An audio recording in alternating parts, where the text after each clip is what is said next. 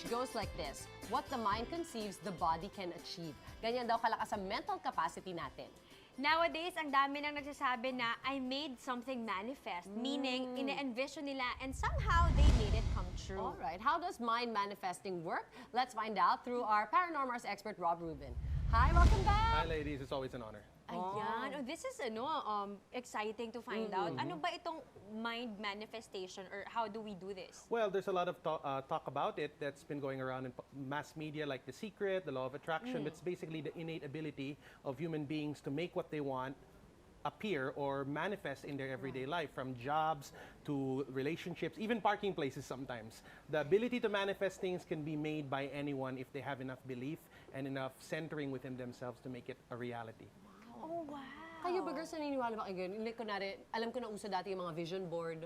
Yes. Yung parang if I put something on my wall or It's gonna come true. it's gonna come true. Have you guys ever done something like that before? The vision board, no. Pero, like, ini-envision ko lang, pinuput ko lang yung mindset ko into certain positive things and it happens. Okay. It magnetizes. All right. Me naman, I believe that if you want something, and if you really want to make it happen, I believe like the universe will conspire with you to make it happen also.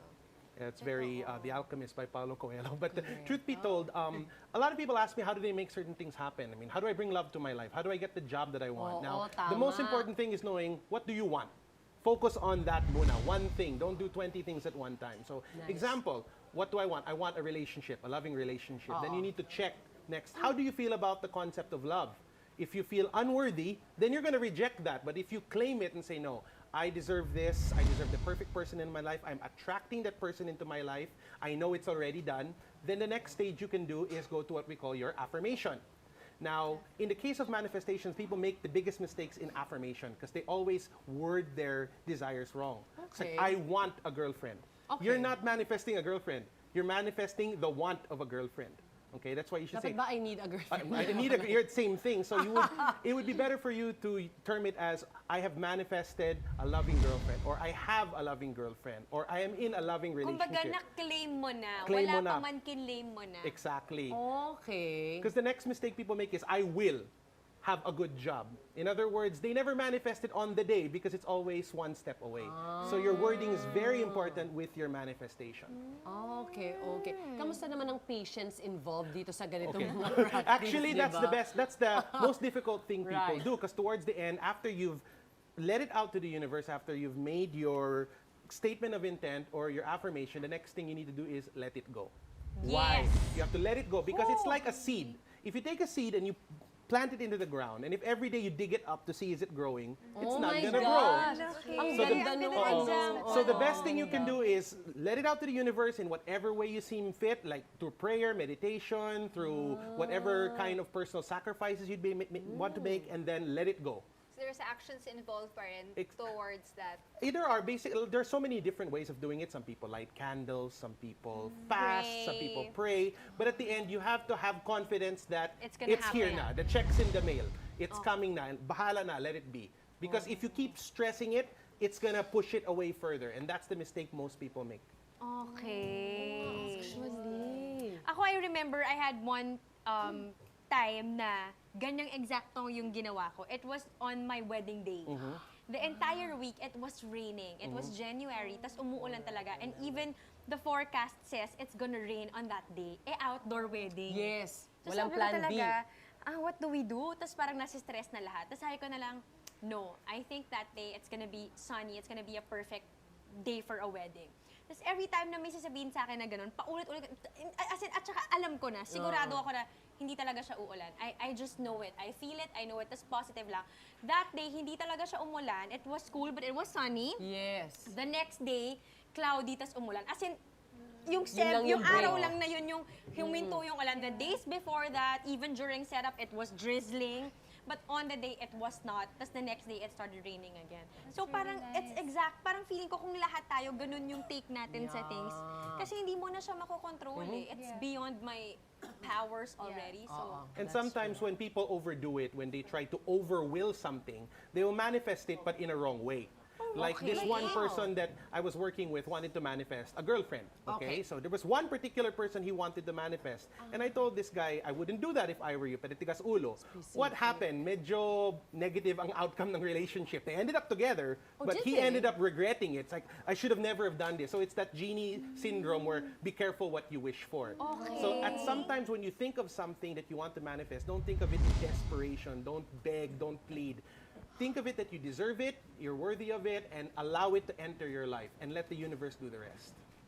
Kumbaga, positive yung pagtanggap mo. It hindi always yung has to be parang- positive. It always has to be positive. Are there talaga. gonna be times na when you'll feel a bit of frustration or parang what do you do then? If you're feeling frustration, all I can pretty much say is that you're stressing it too much. You know, everything happens in its own time. I mean, like Conor McGregor, the UFC fighter, he used the art of, how do I say, attraction and the secret to make him who he is now.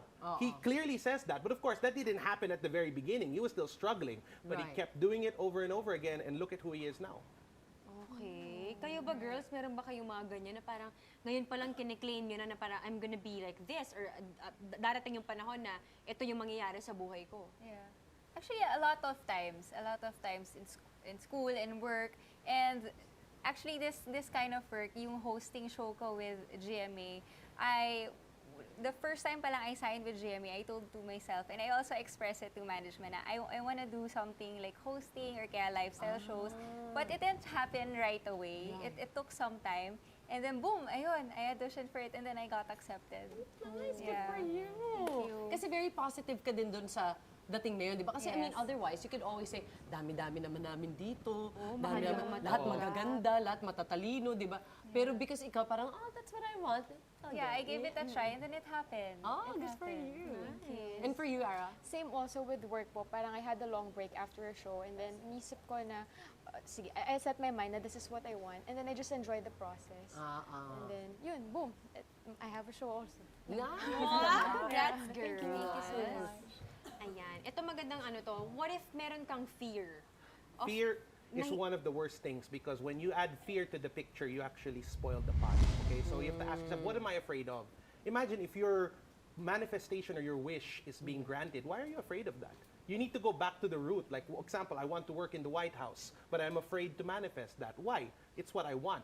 So there's already an incongruence between the conscious and the unconscious mind. Right. The best way of making things manifest is if your conscious and unconscious mind are in congruence with one another. So internally you want it and mentally you want it, you can make it happen.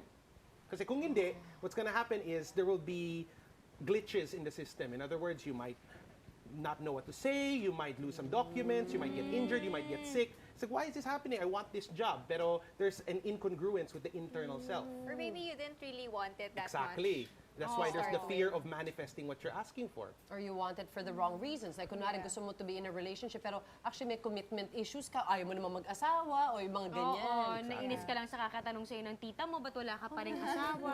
Oo, Diba? tama. Exactly. May pros and Okay. cons ba ito in this way of I would say just be careful what you wish for. Yun. Okay? Because, example, if you pray for rain, be sure to bring an umbrella. Tama. A lot of Okay. people pray and pray and pray for something, meditate, law of attraction, something. When they get it, I'm not ready for this. So already be ready for the aspect that when it comes, you have to take responsibility for it. So Right, if you're that's trying to manifest a baby, then get ready for sleepless nights. Look at the reality of what you're trying to manifest. Right. Totoo I love naman. it. Great tip as always, Rob. Thank you so You're always much. welcome. For people who want to get to know more about this topic, how can Yes, they you get can in touch contact with you? us at 0916-551-1824 or visit our fan page at Mysterium Philippines. So we love to see you there. Nice. Yeah, Thanks, thank you, Rob. Rob. Salamat. Thank you Salamat. so much.